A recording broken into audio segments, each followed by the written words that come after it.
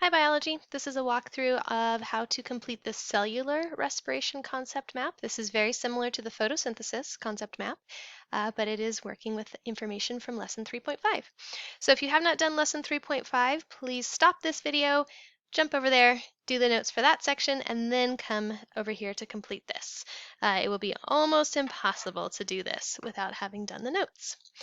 All right, so a couple things to point out. Just like the previous concept map, you have your word bank here. You're going to use all the words that are in there. There are no extra, and you will have just enough.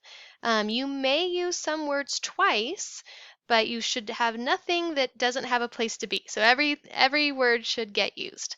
So again, a concept map takes a bunch of different ideas, information you've learned in a lesson, and it kind of weaves it together in like a story or a flow.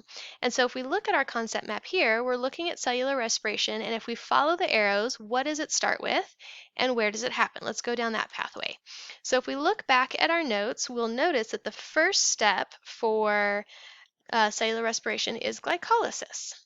That is part one, and that happens outside of the mitochondria. So this is even before we get into the mitochondria. Remember, mitochondria is the powerhouse of the cell, so it's going to make all this energy. This is the process of making all that energy.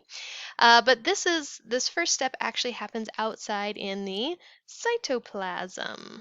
So it is not contained at this point inside the mitochondria.